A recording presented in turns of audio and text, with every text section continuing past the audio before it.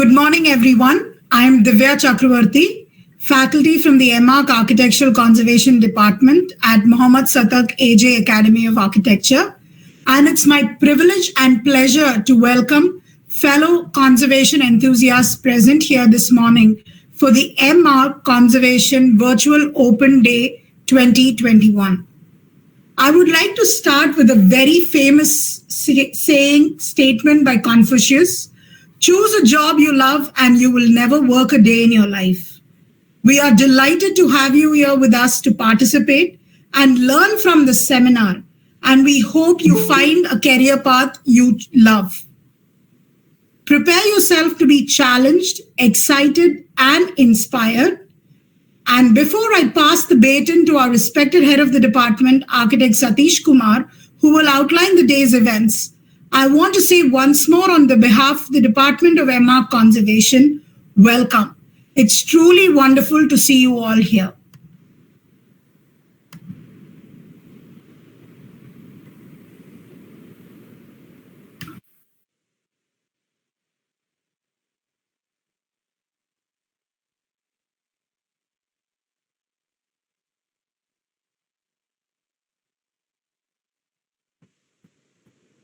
Sir?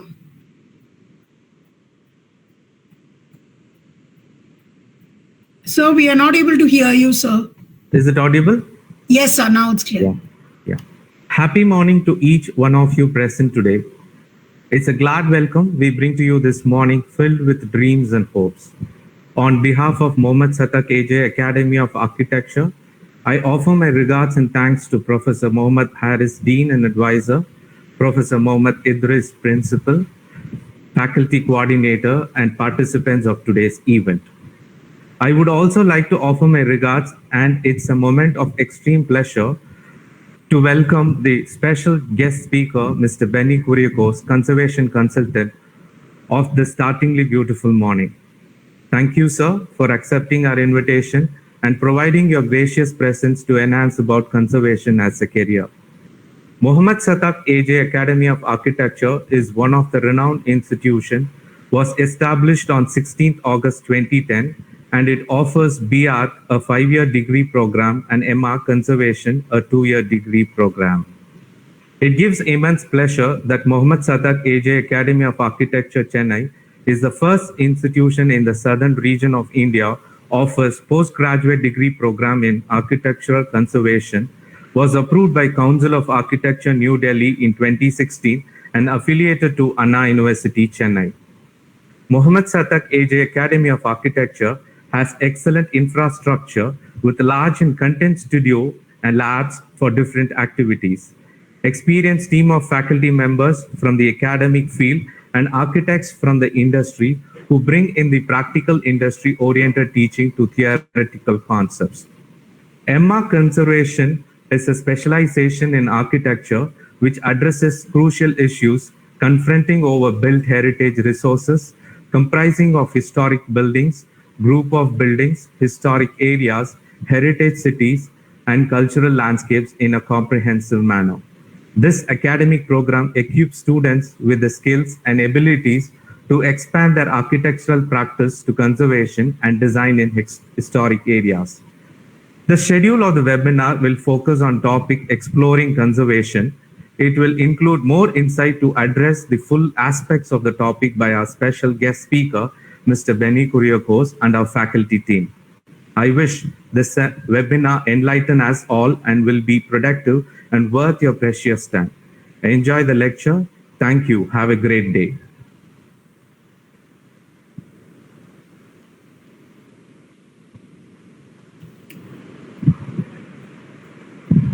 Thank you, HOD, sir.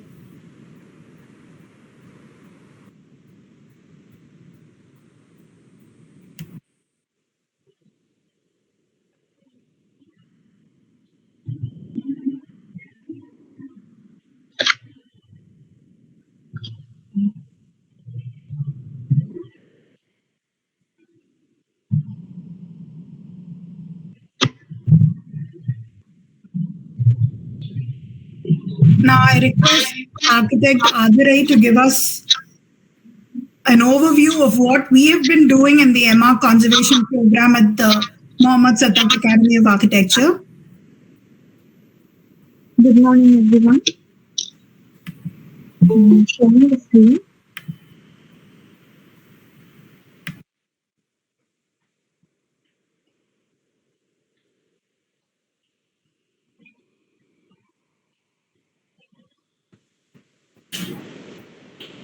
During the course of the presentation, if any of you have any questions, please feel free to put it up in the chat box and we will address it at the end. Thank you. The screen is visible? Yes, Aarti. Good morning, everyone. I'm Abhirai. I'm presenting on M.Arch Conservation Program at Mohammed Satak AJ Academy of Architecture, Chennai. First attempt to offer a specialization conservation in this whole south of India. Wide option to tie up with governmental and NGOs. Intended setting up of a documentation center to architecturally document structures that need immediate attention and create a database. Photo documentation lab and material testing labs to be set up as advised by IIT Madras. 40% coursework intended to involve on-ground activities, internship and specially planned educational tools as prescribed by the university to develop sensitivity to the students. Faculty members, Architect Divya Chakravarti, Associate Professor. She completed her Master's in Historic Preservation, University of Southern California, Los Angeles. Director, Samrakshan Heritage Consultancy, LLP, Consultant for HR&CE, completed conservation projects in Chennai and Mysore. Griha Certified Professional, an attempt to incorporate sustainability. Co-founder, The Artisan Reprisal of Traditional Materials, Methods and Technology. Teaching experience in various reputed institutions. Papers published in both national and international journals. Architect Alisha Infanta, Assistant Professor. She completed her MSc Building Conservation Regeneration, University of Central Lancashire, Preston, UK. Professional work, Architect Elements Design, Anna Nagar, Chennai. Architect GA Architects Private Limited, TTK Road, Chennai. She worked with different experiences in architectural conservation, Buttresses Architects, Manchester, UK, assisted in preparation of reports and conservation management plan for Grade 1 listed Lincoln Capital, intern at Intact Pondicherry. Myself, I'm a conservation architect, organizing Mughal heritage works, believes in parallel and subaltern history, loves to work with children, enjoy traveling and sketching. M.Arch Conservation Program is a 2-year program comprising of 4 semesters. The first semester, the students will learn contextual approach, built heritage, traditional knowledge system, materials and structural system, conservation ethics and the basics. Documentation is the studio-based theory subject. Students will be doing the measure drawing at the site level, learning different documentation techniques. Studio 1, the students will be doing building level conservation projects.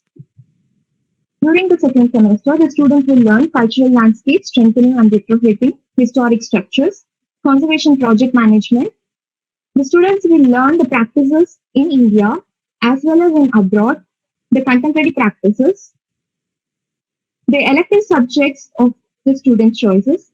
The studio 2 students will be doing historic present level conservation projects. During the third semester, the students will learn services in historic buildings. The elective of the student choice. The dissertation of their choices, exploring different aspects of conservation. Studio 3, the students will be doing regional level conservation projects. During the fourth semester, the professional training is of minimum 4 weeks training under the conservation architect or organization involved in the conservation program.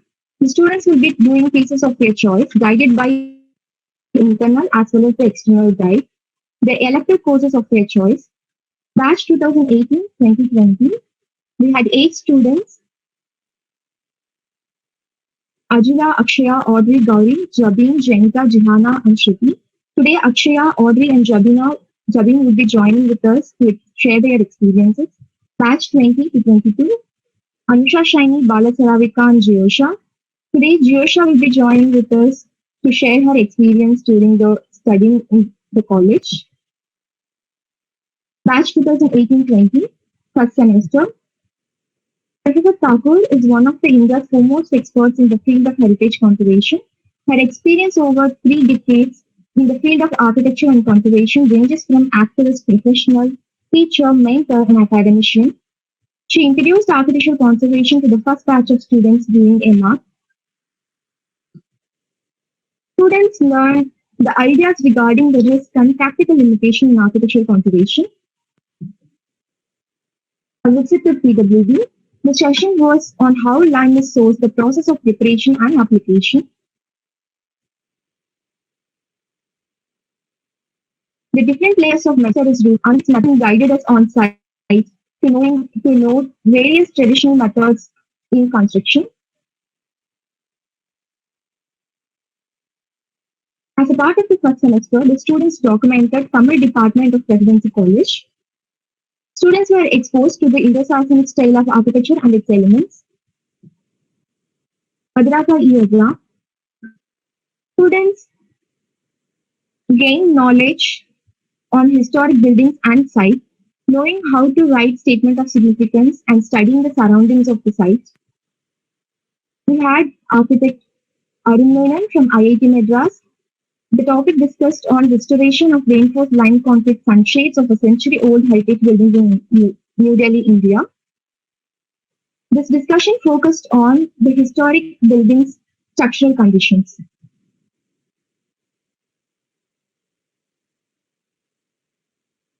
During the second semester, the students ran a group documentation of King Barracks, Chennai. At the end of the study, the statement of significance was derived and the conservation management plan was proposed by each student.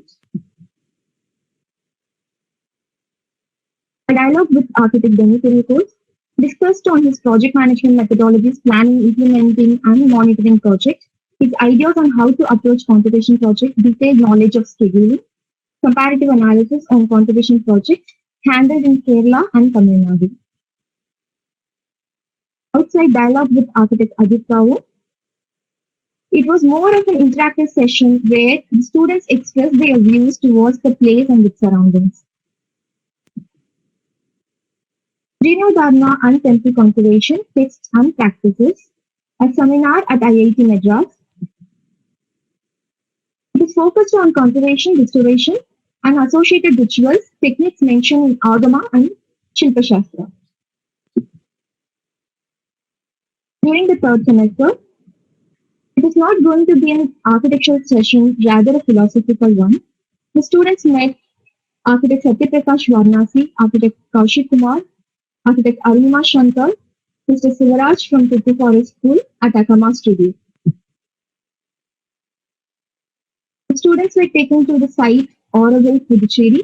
It was a one-day trip on search of heritage materials and construction techniques. Students led by the contractor Shekhar, who took us to various conservation projects handled by him. We visited Tamil Town and French Town. We got to know about the Victorian tiles and the prototype of laying the Madras terrace roof.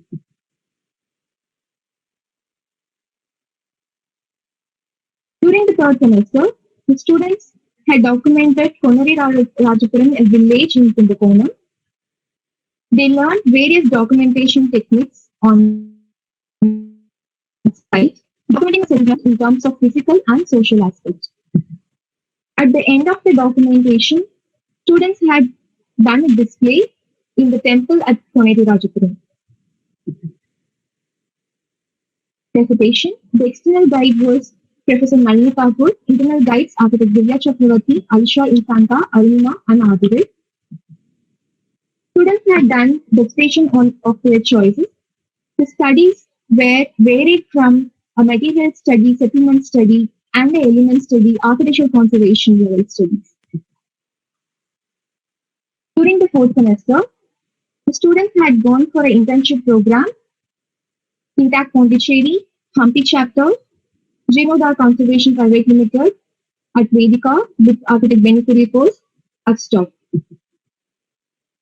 Thesis. The external guide was architect Harish. Internal guides architect Divya Chakravarti, architect Alisha Infanta, architect Aruna and Abidi. The online schedules were given to the students for the continuous assessment. Thesis. Students had come up with different topics, interesting studies, restoration of Warden's bungalow, conserving the tangible and intangible heritage, study on Arnold Zahida shooting box, the study of Last House St. George Fort Madras, a study on Garden House Santom, restoration of Talakular Valiyaveedu Kanyakumari, Kalipade study, restoration of Chatram in Kanyakumari. The students had attended at IIT Madras batch 20 to 22 first semester. The semester began with the online discussions. Later, the students had done a site study at Kasi Engineering Dot as a part of the studio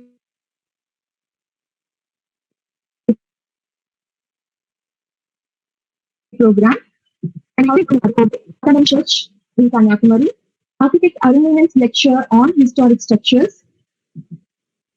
During the second semester, we had architect Kuriakose sharing her experiences on traditional materials and heritage walks, resources. Distinguished professors, Padma Bhushan Dr. R. Nagaswamy, former Director of Archaeology, Dr. Kannan, IAS, ex-Commissioner of the Department of Culture, Ms. Kavita, Commissioner of Museums, Dr. Sridharan, ex-Commissioner of State Archaeology, Dr. P. Satyamurthy, retired Director of ASI, Professor Raja Muhammad, ASI Fisher Circle, Mr. Dandapani, retired Conservation Engineer, ASI, Ms. Kavita Madhu, Senior Chemical Conservationist, guest lecturers, Dr. Arun Menon, Department of Structural Rehabilitation, IIT Madras, Dr. Professor Nani Thakur, retired SPA Delhi.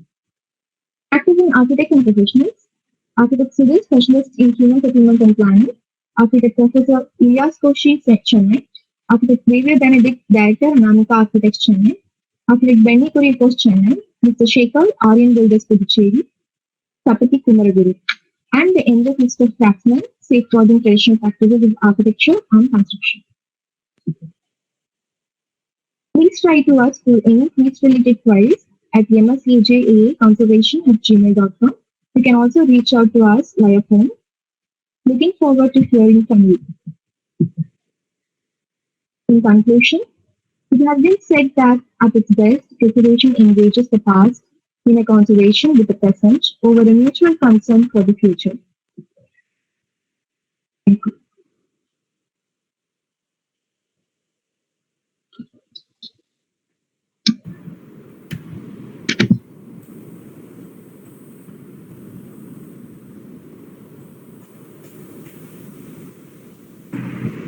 This was a very brief overview of what we do for the M.Arch conservation program at our college.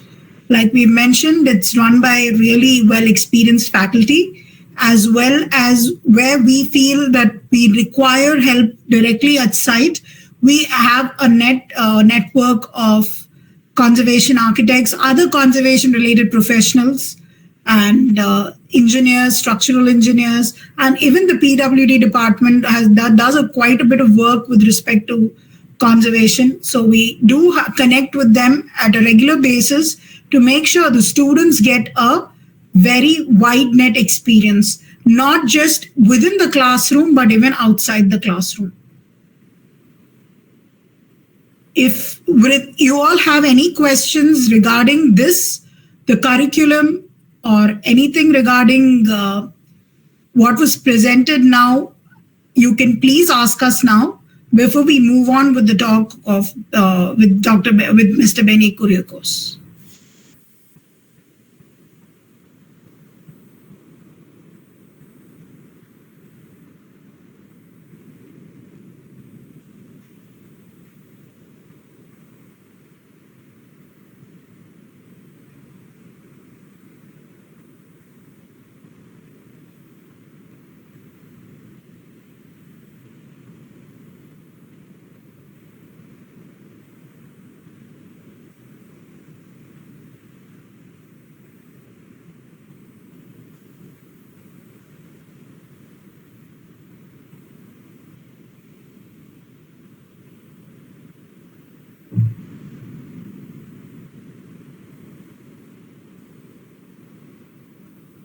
it has been quite a challenge, actually, because I'm sure many of you are wondering how the pandemic situation has affected the teaching part of it, because it has been a challenge in all of us, especially a course like architecture. Leaving conservation aside, teaching architecture in a completely online mode has been a great challenge across the country itself, because it is a very hands-on subject. But conservation, even more so, we have found it challenging because documenting a building, physically visiting a building, seeing what level of damage is happening, all of that has been a challenge for us, and we have successfully overcome it in the first semester. The students did manage to do a really good job finding locations and buildings very close to their hometown and homes. And then the chance we got to meet in Chennai was also useful, where we all met and we had a brainstorming session on how things can be dealt with. Of course, another aspect to this we have is it obviously lets us try out new things, like talking to people, which is a lost art right now. So currently our students are getting all the information they can from secondary sources, and they're getting to know about how to do research within the confines of their homes without any disruption. And, it has been a challenge, but the students, and of course, we have also changed and developed the curriculum in such a way, the conservation studio part of it especially, where we have taken it to a level where even through secondary sources, our learning hasn't definitely stopped. It is just the method of learning and the way we are learning has changed, but the way we are looking at things is changed. But the final end result is definitely not being altered. The process of learning still continues.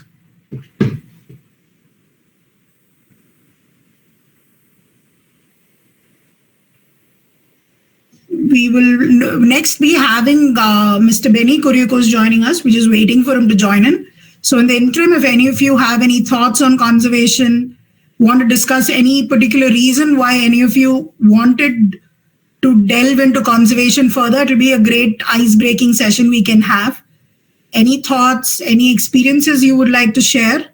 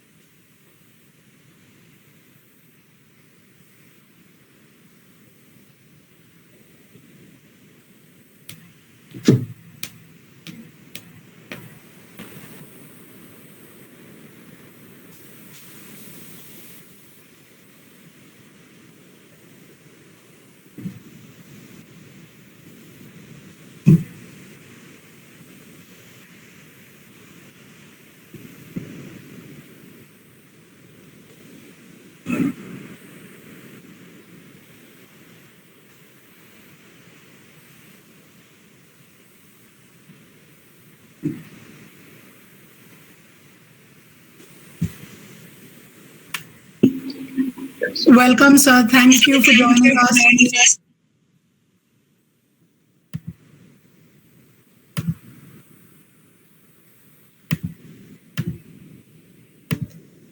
I'll request Architect Alisha to introduce our esteemed speaker and guest for the day.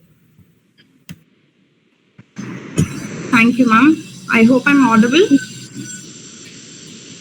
Yes. Good morning, everyone.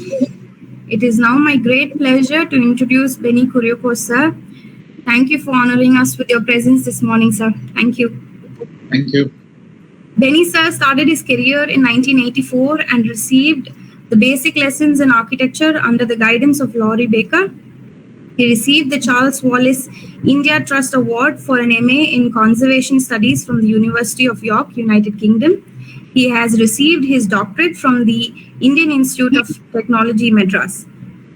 In his quest as a creative person, Beni sir has traveled diverse paths and translated the philosophy of his mentor, Laurie Baker, many times over. A retrospective of his work reflects his perseverance to transform those same concepts of cost-effectiveness, conservation, and sustainable architecture in several sequences, whether it be in his designs for personal or public spaces. The major conservation projects include the preparation of the conservation development plans for Muziris and Talassery Heritage Site, Paravur Synagogue, Palyam Dutch Palace, Cheraman Masjid, Gable Bungalow, and the conservation of old buildings in the hostel blocks in Springdale Heritage, in Vandi Periyar and Club Mahendra Ooty. Beni sir has authored the book Conserving Timber Structures in India and is one of the editors for the book Guidelines for the Guidelines for the Preparation of a Heritage Management Plan. The time given to me isn't enough to outline all the achievements of Beni sir. So let me not take up more time. And once again, we're all thrilled to have you with us today, sir. Thank you. And over to you, sir. Yeah. Thank you very much for the kind words. I'll straight away go into the presentation. So let me just share the screen.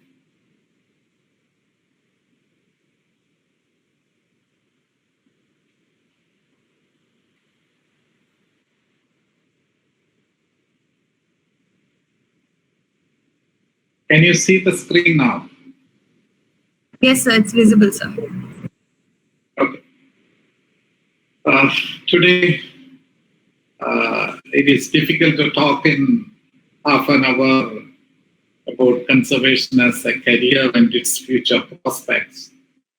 But what I would like to give you is an outline on how important this profession is, what are some of the qualities that you require to be in this profession, etc. So, and if there are any questions at the end, we can just take those questions as well. I came into this profession at a much earlier stage. There was no course in conservation in India at that time when I took my master's in conservation. And I started practicing immediately after I came back.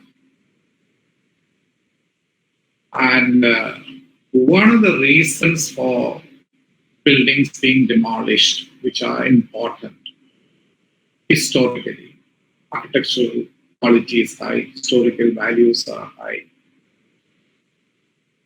is the lack of know-how on the part of the architects and engineers. They don't learn anything about these building materials like timber.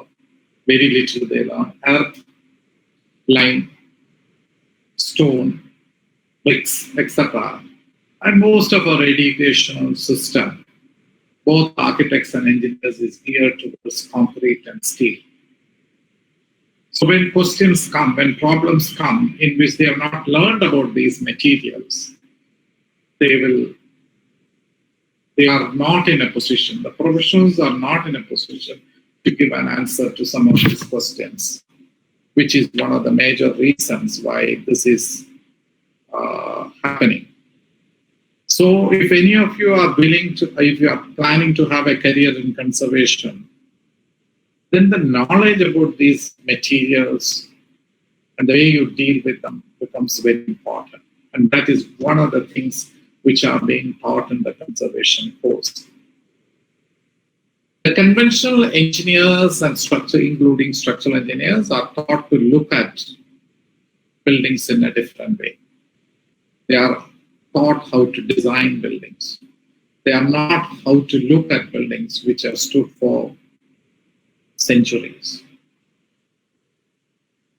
Even when I studied, I learned that stone will not take any tension, but if stone doesn't take tension, not questioning the modern engineering science, it takes compression better than tension.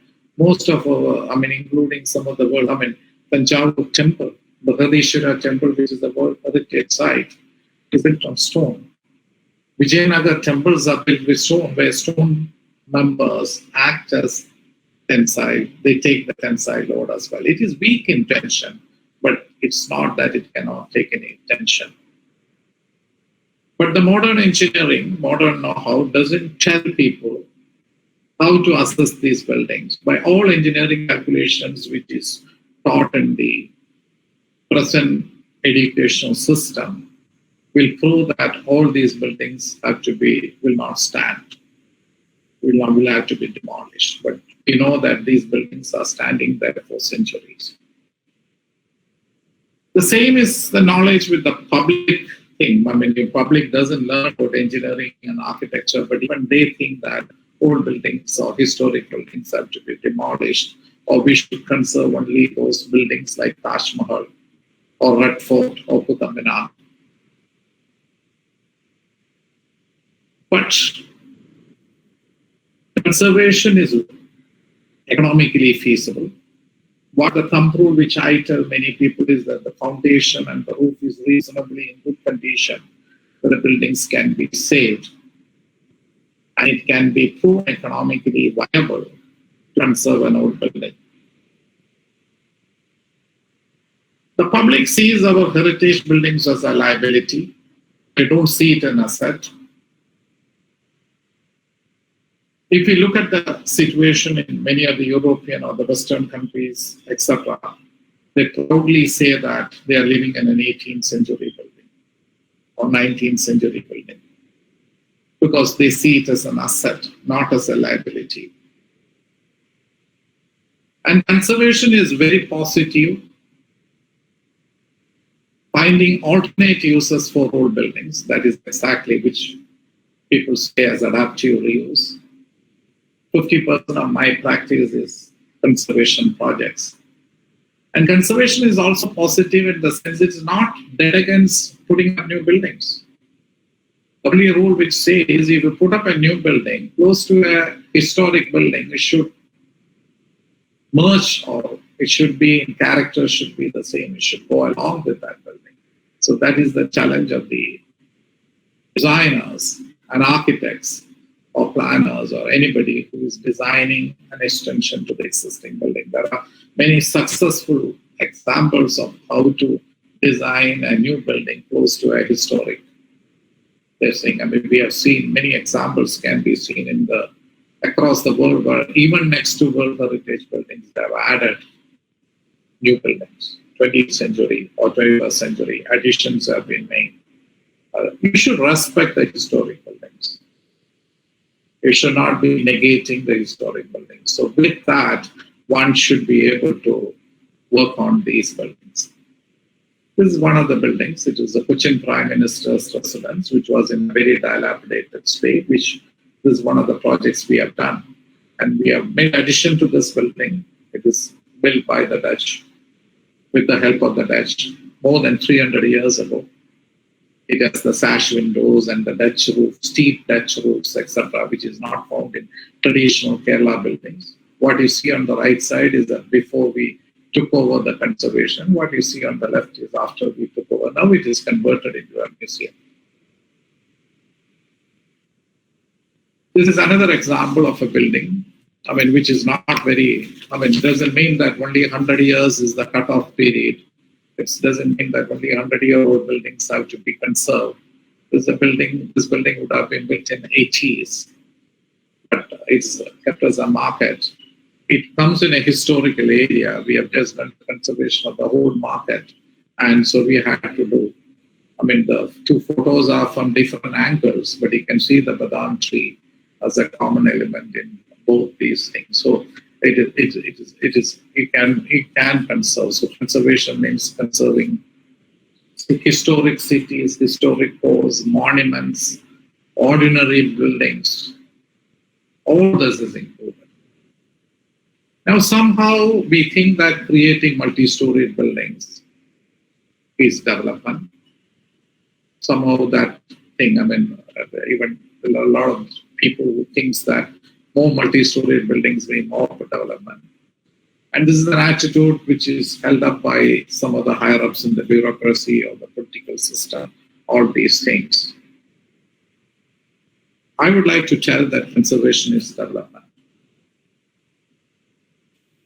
There are many examples across the world where conservation of historic buildings has solved the housing problem. There are many examples where drinking water issues have been solved. And there are many examples where the quality of life in cities can be improved with the conservation of history. That is why, if we look at many of the European cities where the architectural heritage, a lot has been lost during the Second World War. Many of the historic buildings were bombed. London lost a lot of its historic things. That many buildings were built in the 50s and 60s, which completely negated or which was against the traditional system of building. But there are cities like Warsaw, where the buildings which are destroyed purposefully by Hitler's army, they recreated it. There are cities like Berlin, part of Berlin, where they recreate, restore the building.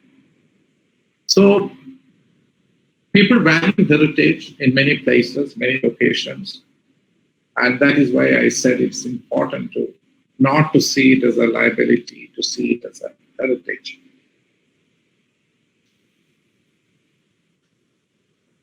Actually, in conservation, you are taught how to deal with individual buildings. In conservation, how to deal with historic cities. The scale is huge. When I don't have a degree in architecture, but what I've been taught in my master's course is to how to design new buildings in historic cities, respecting the historic fabric. I've been taught how to repair a building, how to maintain a building, how to document a building. So all these things which I did during my master's helped me in designing new buildings as well. And I will say you are a building doctor because you are treating a building. There might be termite attack, there might be cracks, there might be dampness occurring at various points due to various reasons. And here the thing is that buildings do not speak. It's like a veterinary doctor. His patients doesn't speak, but he observes the patients, whether it is a cow or a dog, observes the patients, comes to conclusion. This is the illness. Of course, there are a lot of medical doctors, who treat human beings also have a tremendous capacity to make a judgment when the patient doesn't speak. Of course, there are a lot of investigative methods which the doctor reviews, and the last 2 or 3 decades, a lot of investigative measures are coming to the building field as well. One of the things, if you want to take conservation as a career, it is very clear that the bookish knowledge is not enough. It's true with every field, not only with conservation. Bookish knowledge can, tell you only very few things. If you want to be successful in career, you gain experience and gain knowledge. But here, we have to learn quite a bit from the traditional knowledge systems. Because all these materials, the way it was dealt with, is there with the traditional knowledge system. So we have to learn from it. And it's very, very important to have a higher knowledge. To design a new building is comparatively easy. Make a drawing, give it to a structural engineer, give it to a contractor, they will get it built. But when you want to deal with a historic building, it's not easy. You need to have recommend remedial measures or how to change it. You can't just demolish a wall, the thing will collapse. So you have to know so that is why I say higher knowledge is required to do traditional, conservation. And in that, the traditional knowledge is very, very important in this aspect.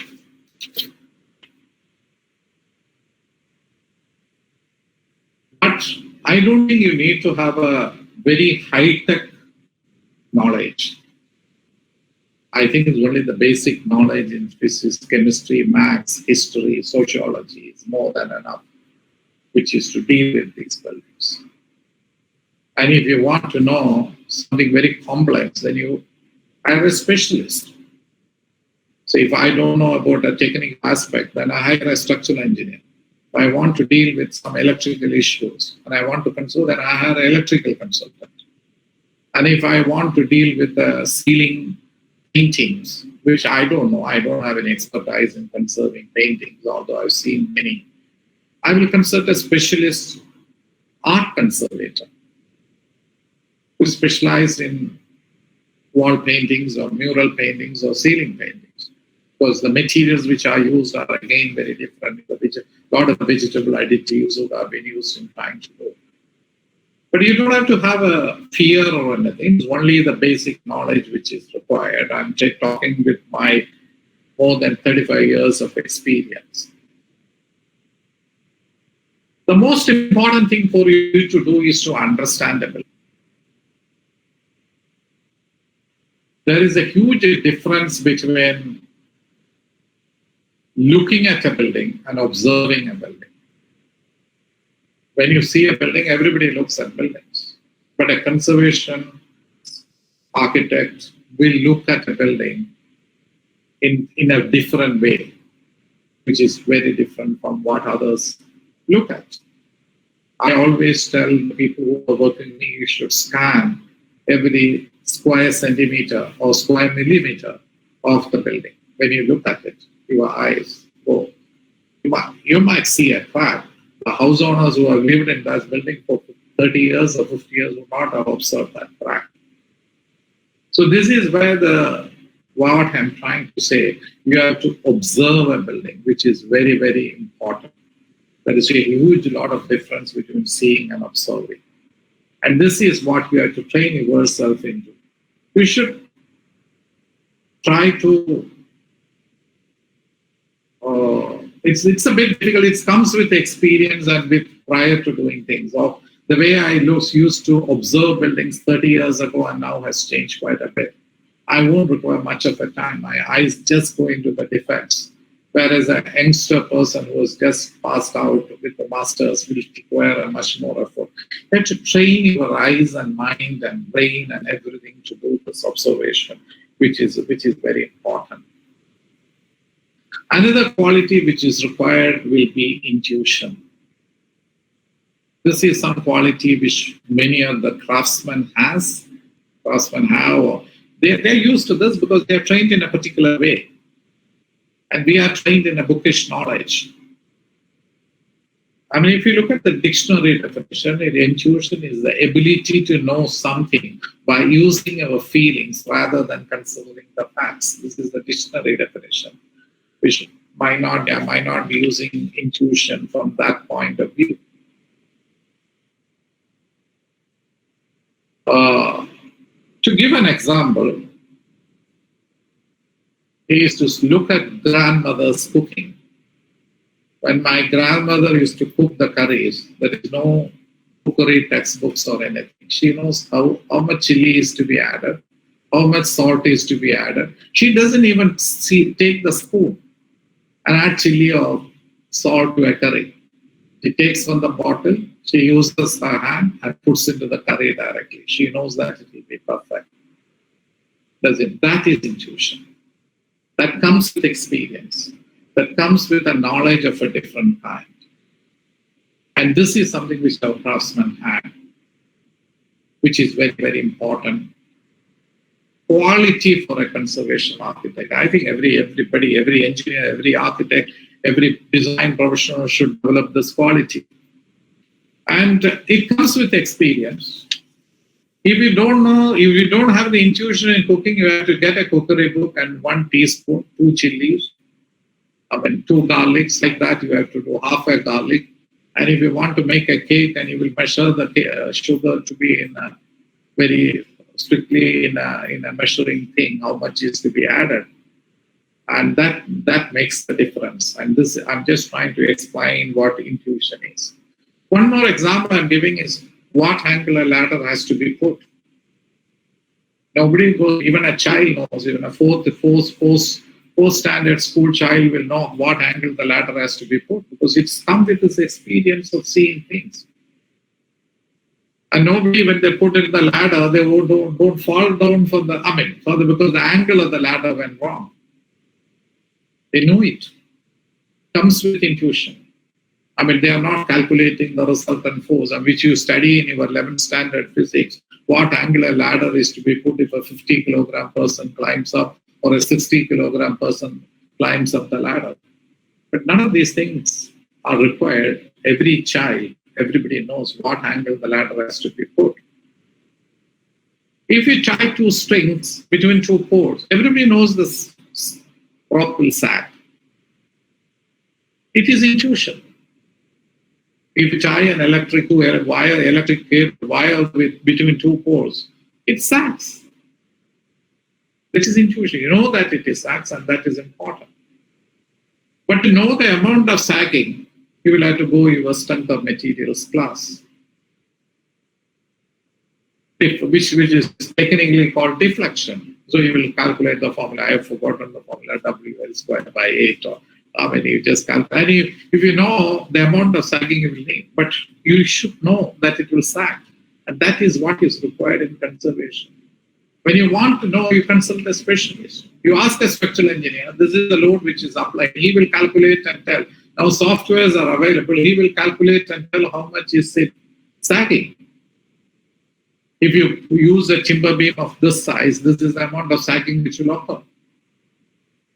So this is the way, this intuition is very, very important to know about those things. That's why I said one should understand the buildings. That is very, very important. Understanding. The best way to understand a building is to love it. You should fall in love with any building that you see. You are trying to extend the life of the building. You are doing a great thing. Extending the life of anything is very, very good. So you are extending the life of a building. You are reducing the maintenance cost of the building for the future. You are trying to find an alternate use for the building, which is very, very important in this. And different people see the building in different ways. This is one of the biggest trees, teak trees in India. This is in Colombo. They call it the biggest tree. 2 people will not be able to hug it. The diameter of the tree is so much. When an environmentalist, somebody who likes the forest and the ecology and everything, sees this building, his thought process will be like, how many birds have lived in this tree? How many insects have lived in this tree? How much oxygen this tree has emitted? How much of carbon dioxide has been converted into oxygen by this tree through all its life? How much it has contributed to the environment like which we are living in?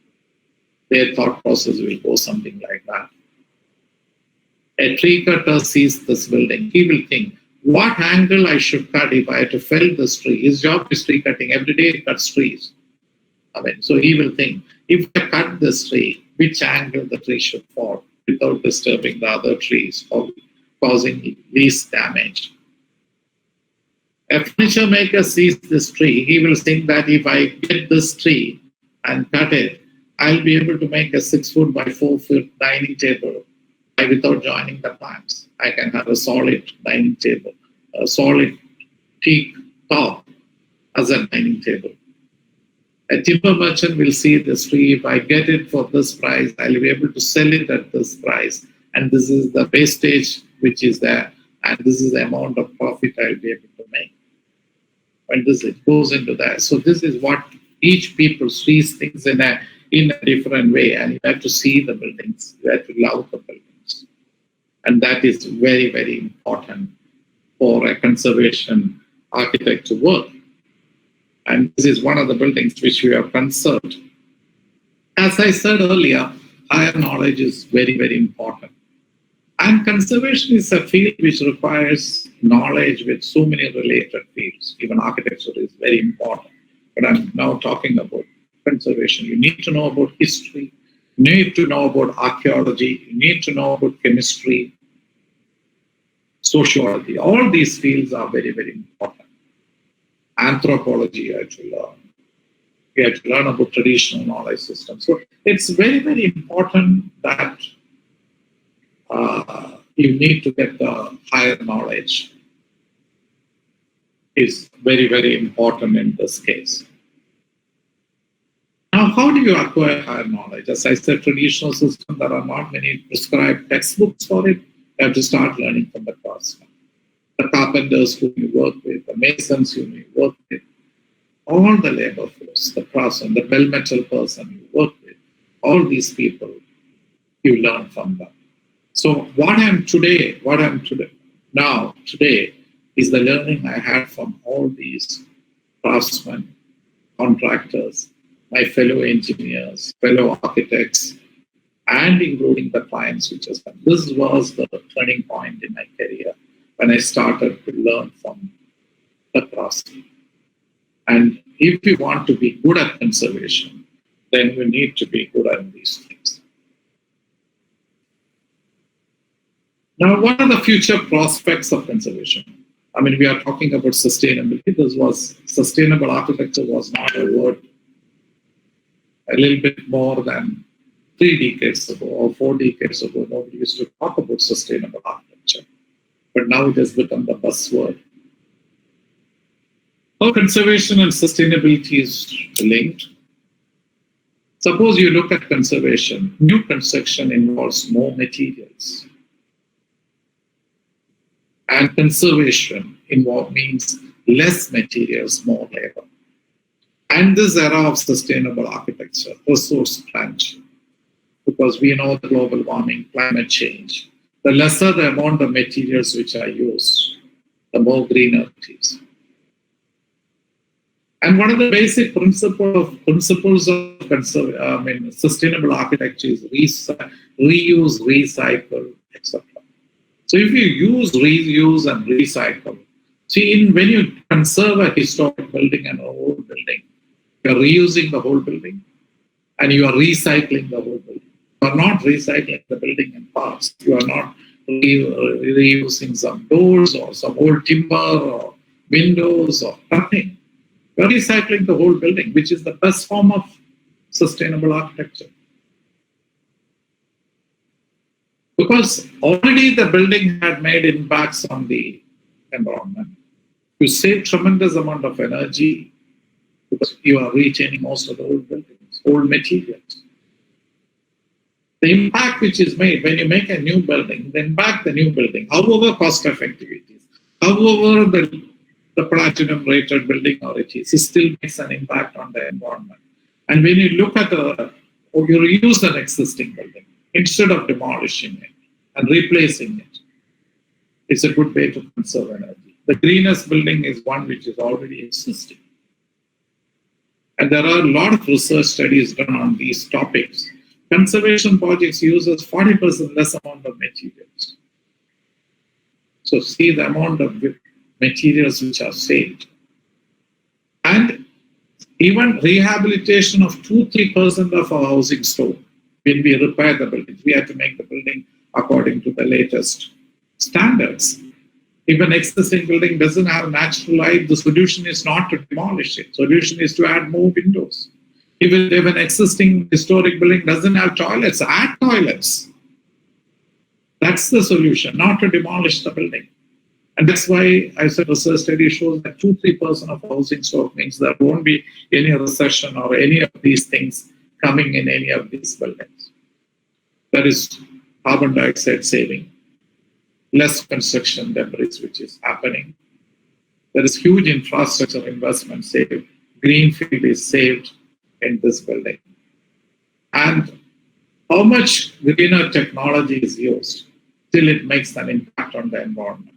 The greenest building is one which is already existing. The greenest building is one that is already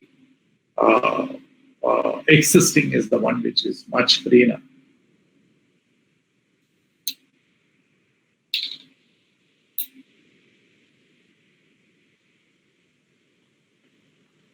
Conserving our historic cities is smart growth. We are talking about smart cities. But we can't have smart cities without conserving our historic cities. It's very, very important. So if you look at sustainability, sustainable architecture, green architecture, and what you are doing, by conserving a building, you are contributing to the environment in a big way. Now, looking at conservation and climate change, I think this profession is going to go very fast. For various reasons. One is that 20 years down the line, 30 years down the line, there will be so much restrictions on new buildings.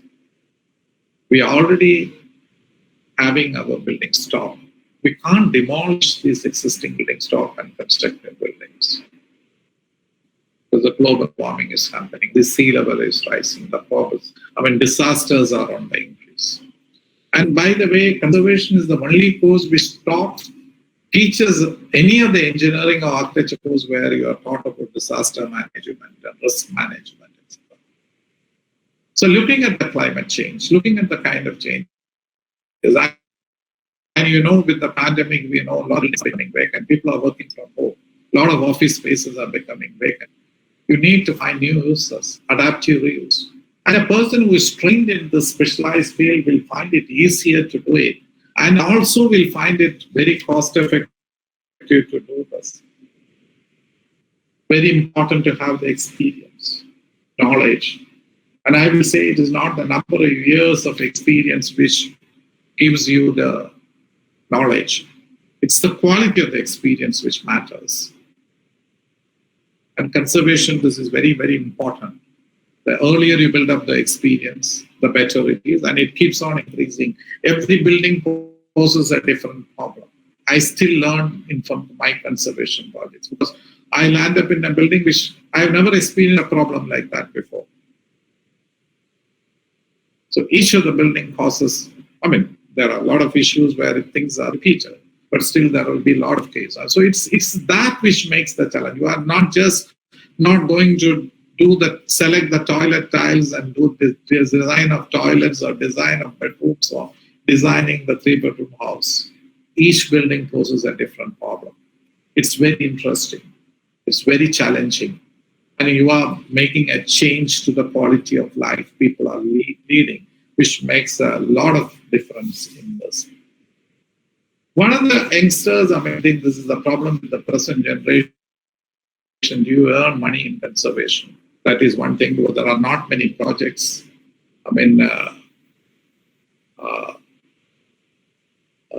The important thing is to be the best in any profession which you make, which you are. The field is very different. 90% of the startup businesses close up in the first 3 years. This is statistics. You hear about only those rare instances where some people become successful. That will be 1 out of 100.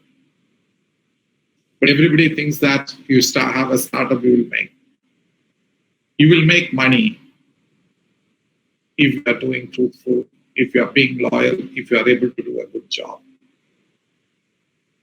And it will come at a much later period with the knowledge. If you have a higher knowledge system, you will make money. If you ask me personally whether I have made money, I will answer, yes, I have made money. Or I have been able to lead a decent kind of life with conservation as my profession. It is there. But it is very hard. Don't think that it is easy way to make money or not an easy way to make money. Even 90% of the architectural offices, people start offices, very difficult to survive. So many offices were closed down during the pandemic. I always say 95% try to make money. This is one of the very richest man in India has told me. 95% of the people try to make money and don't make money. 5% of the people are the ones, successful ones who make money. But the rest of the 95% are trying to make money and they fail in that attempt. So it's not the money making which is important, but the beauty of the conservation profession, you are doing a great service to the society. You are making a huge contribution to the society. You are contributing, you are fighting climate change. You are fighting this global warming. I think the future of conservation is very bright.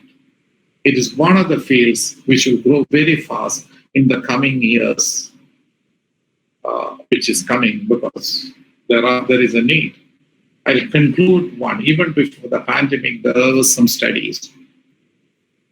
More than 20% of the malls in America has been closed, even before the pandemic. Because there are no takers for the malls. And the malls are being converted into offices and apartments and shopping, other offices, apartments, and other buildings. Malls are being converted before the now with the pandemic, it will be very accelerated because the world is changing, the business is changing. 20 years ago, the world is different. 20 years from now onwards, the world is different. Online, nobody thought that the online business will take up in such a way, such a fast way. Even we know in our city, Uber, Danso, all these words we never knew 5 years ago, 10 years ago. They have become very much a part of our life. So the way the businesses are changing, you have to adapt to the changes. If you don't adapt to the changes, you will perish in the race. This is a race which you are trying to do. So you have to be very, very careful. The one classic case of when I came to Chennai city 25 years ago, Spencer Plaza started for 10 years. Everybody used to go to, anybody who visits Chennai used to visit Spencer Plaza. Now nobody goes to Spencer Plaza, a building which has become obsolete in 20 years. In the old historic buildings are buildings which have become obsolete after 100 years. I started dealing with concrete buildings and its repairs. You can't demolish a building. It's very cost effective to repair a concrete building. And we have just 60 years of experience, after which the concrete has become very popular, depending on the location. So, when I studied conservation in my master, there were only 2 books in our library dealing with concrete and its repair. That is in 1986.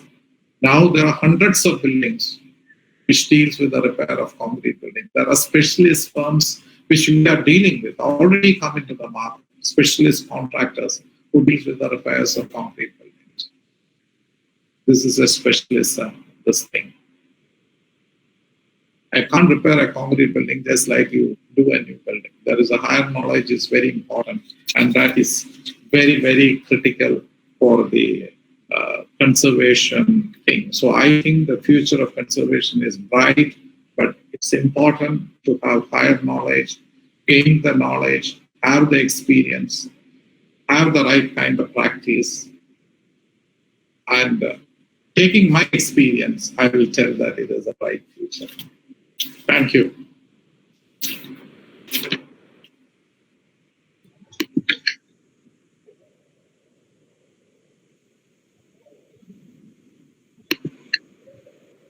Thank you so much, Binika, for joining us today and sharing your experience and journey. And you did a very good presentation, very fruitful. The participants who have joined today, I think we have busted a lot of myths about the development process. Conservation is development. There's it's a good start to think about what is conservation and highlighting about the inclusion, how to learn from the craft persons, and about the younger generation's questions on making money. I think it was very insightful and thought-provoking presentation.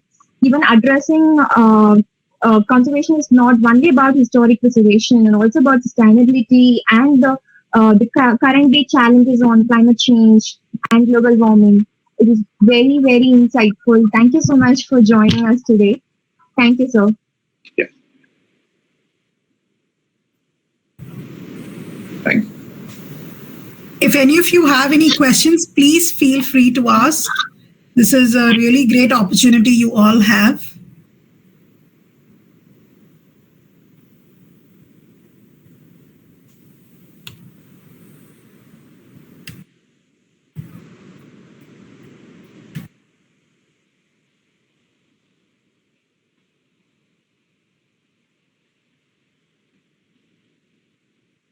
I think nobody has any questions.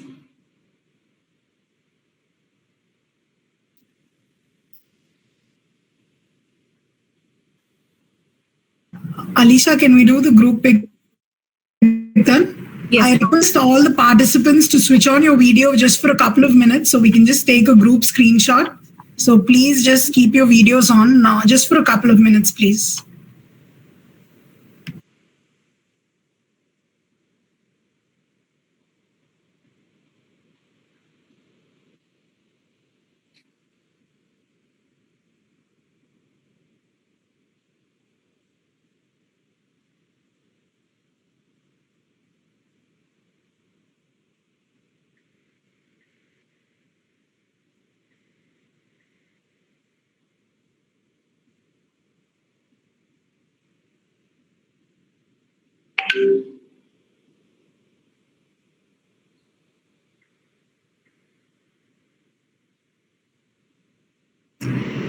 Okay, so 3, 2, 1. Thank you all. Thank you. Yeah. So, Benisa, I have a personal question, sir. So, Yeah. how do you work now in the pandemic, sir? What are you facing as challenges, and what do you think is more positive that we're doing, through online, because we're getting a lot of sessions where people talk about many things. So, just your input on that, sir. See, the pandemic was something which was unexpected. In the first when it came in last year, when we had to close down the office in March, we were a bit shocked. And but after that, we picked it up. I mean, some people are not able to do any work for 2 months. They were in the villages, net connectivity, lack of access to laptops and things like that. When it came in the second small lockdown came, again, we managed to do it. And you see, pandemic has come, you have to adjust to the thing. You have to see opportunities in that. So, of course, a lot of projects got shelved and a lot of projects got stopped construction because of various reasons. And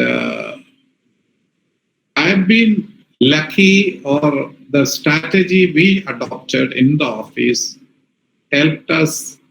We didn't send anybody out during the pandemic. We paid everybody 100% of the salary. Even those people who have not worked for the first 2 months, we paid them the salary.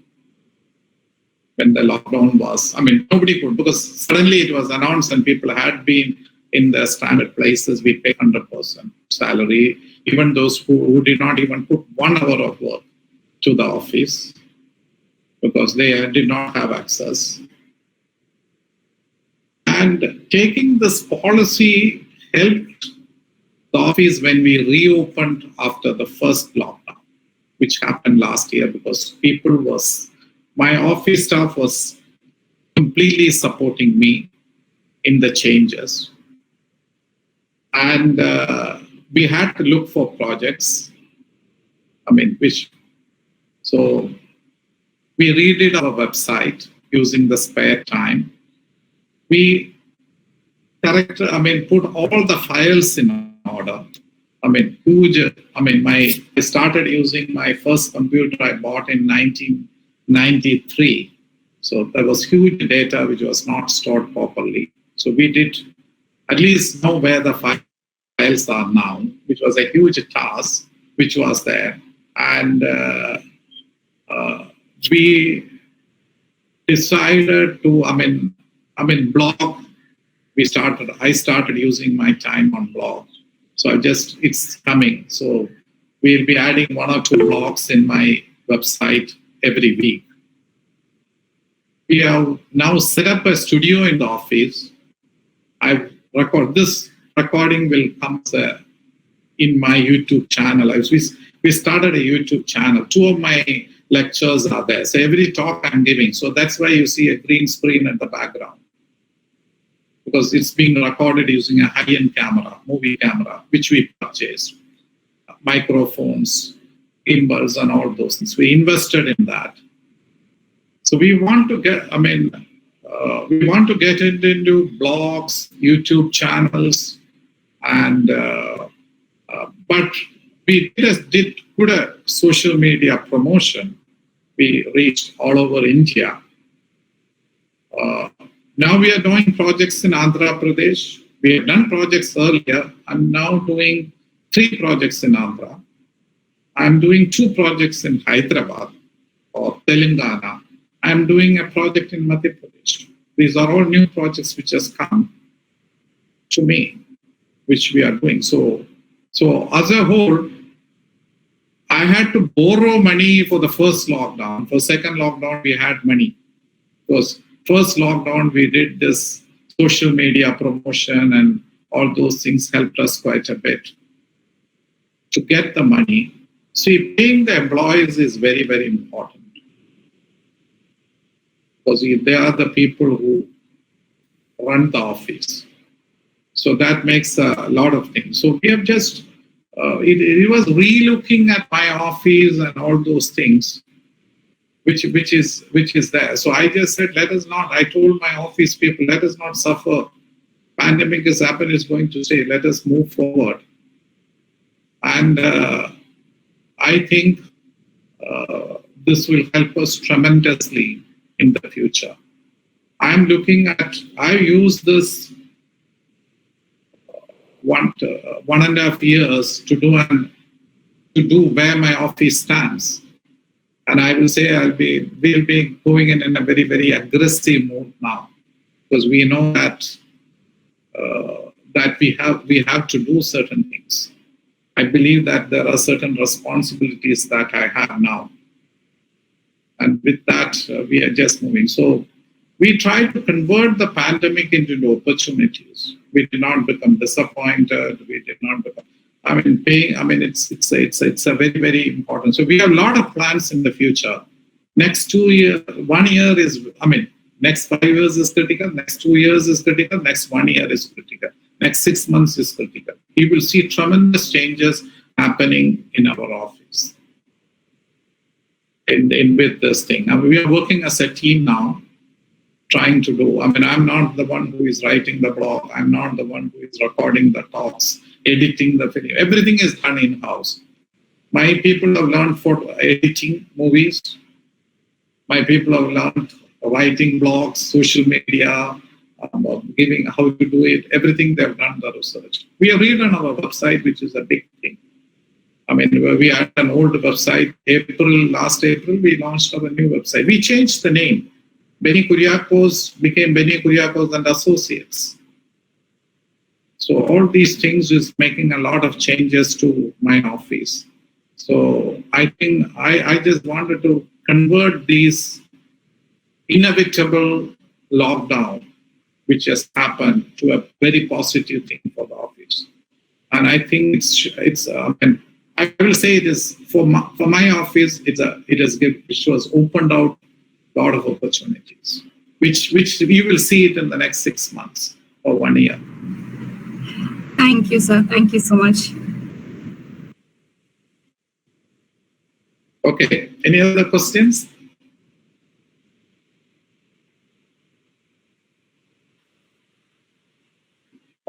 Okay.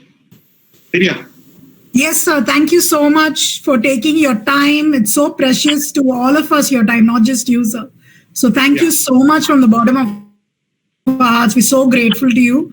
And we hope to see such continued support whenever we ask for your feedback, your help, anything, sir. Yeah. You can ask me whenever you want any support, you just let me know. Yes, sir. Definitely.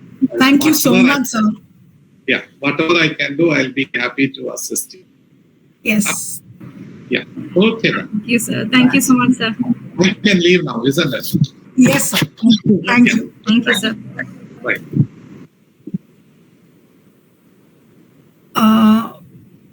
In the chat box, there's a link for the feedback form. I request all the participants to start filling that through the session. We just have a few more items in the agenda. Next, we are going to have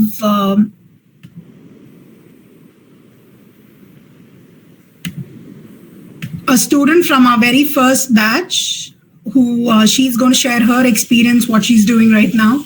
So I'd like to call upon architect Akshaya to share her wisdom, words of wisdom. Akshaya, is she there? Yes, ma'am. Hi. Yes. Hi, Akshaya. Hi, Audrey. Nice to see you both. Thank you. Nice to see you all. Yeah. Good. So, regarding the course, first I would start like what happened during our 2 years in the college. So we got to know, we got to explore and experience like the different phases of how do you approach a heritage building and what happens. So each and every semester the travel was like as the semester goes on, the scale of the building also gets increased, and even the responsibility on how we approach the building also got increased at every step. For instance, the first semester, the staff they were us do each and every step. So how do you approach? How do you talk to people?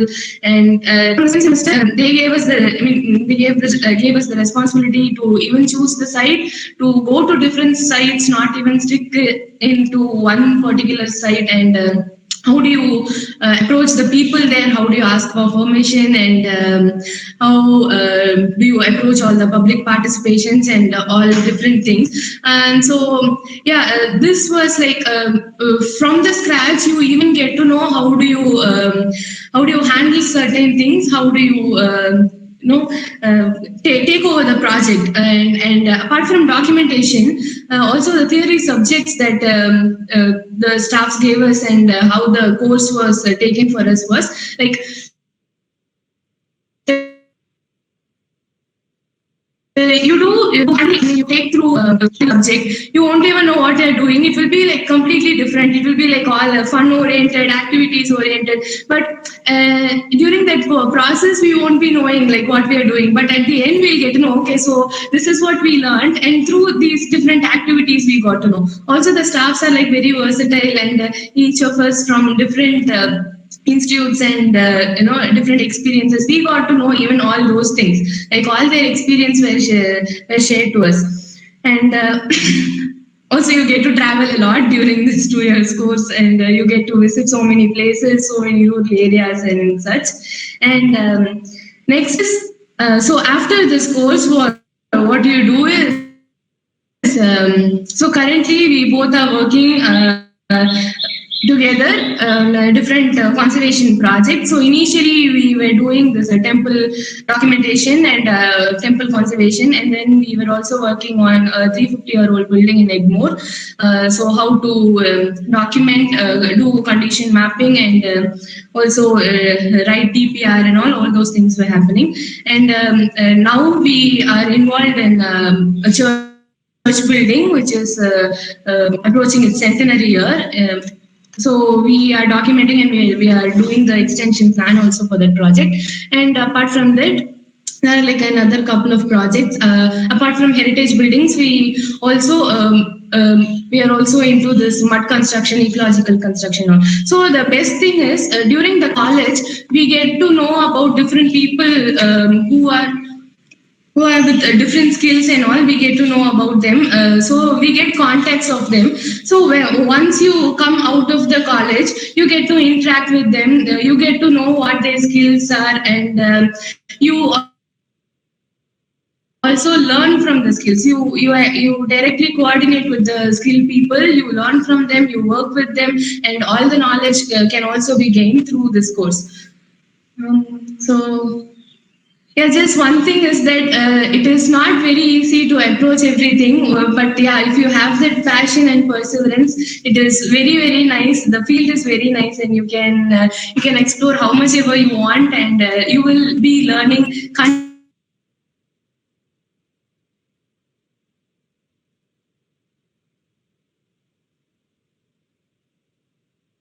continuously. Even one day you will learn so much. So that's what I have to say. Thank you, Akshaya. Audrey, I hope that was not a mutual testimonial. I want to hear your voice as well. It's been ages since we heard you too. Yeah. Yes. And if you can even focus more on, what you guys are doing now, that will also be great. Okay? Anything, however you would like to share. That's absolutely fine. Okay. Hello, everyone. I'm Audrey Alvarez.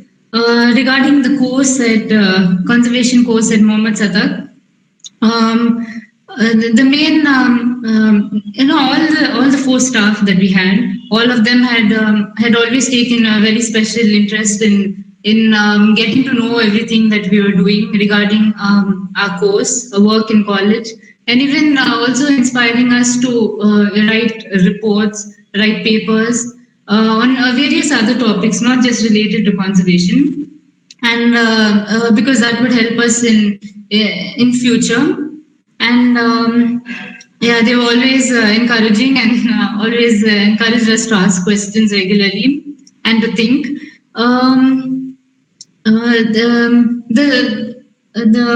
During my thesis, my M.Arch thesis, my guide, Arunima ma'am, and also Adi Rai ma'am, they had taken special interest. They actually came to the site. They spent a lot of time there, and they helped me understand all the structural issues with the building.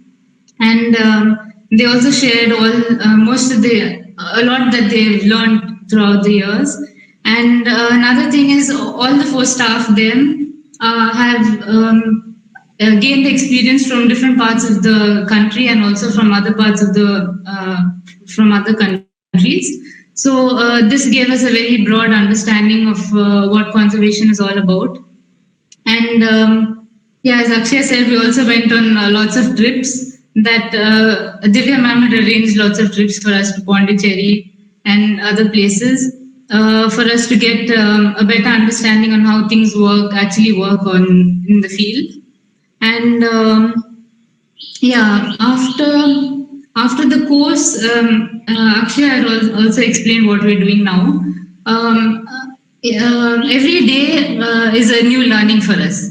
Even if there's no progress in the work that we're actually doing, it's a very good learning.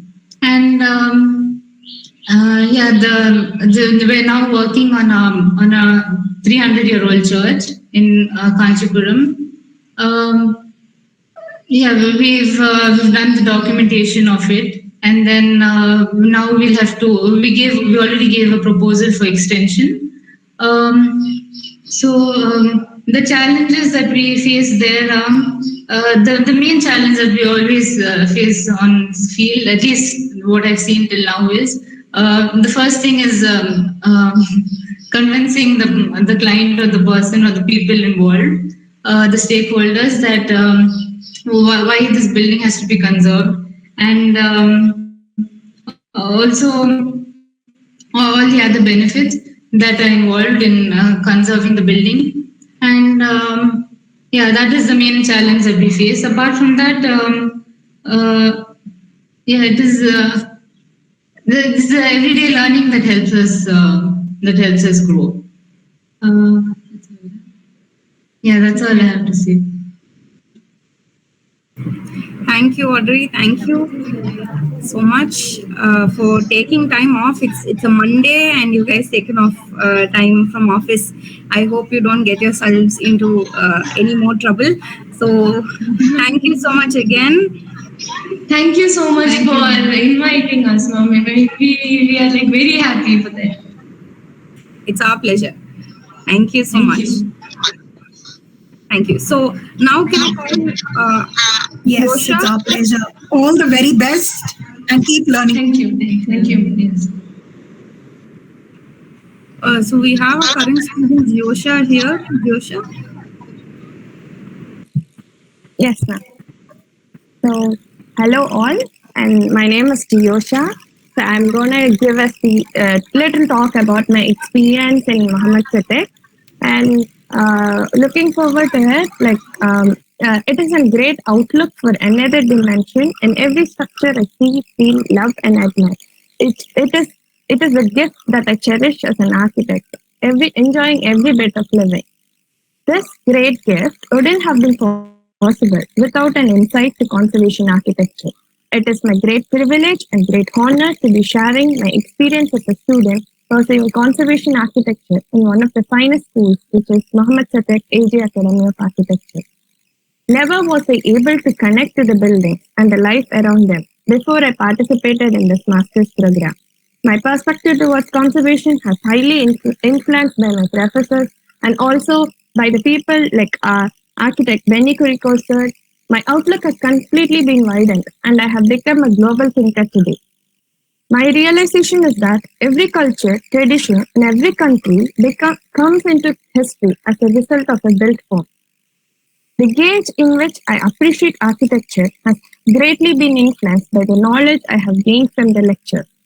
In spite of the global pandemic, we are exposed to a greater level in the field of conservation. A big thanks to the technology. It is only possible because of the insightful knowledge of our faculties who have first-hand experience and exposure to global universities. Their experience sharing has improved us to connect beyond borders and boundaries. The desire to make a mark in the field of conservation keeps me driving as a purpose of my life. The sheer joy of conserving a heritage for the generation to come and for them to experience the historical magnificence of every built form is unparalleled. I convey my gratitude again to my faculties and administration for all the wonderful opportunities presented to us. Well, my speech cannot be concluded without mentioning about the site purpose. It has changed me inside out, right from the way I look at buildings.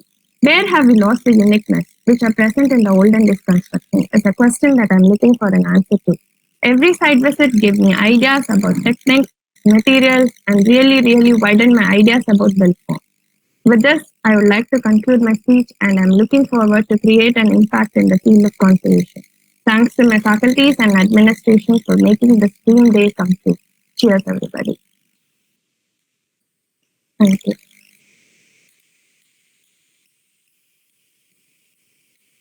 Thank you so much, Yosha. Thank you. Thank you, Jiyosha.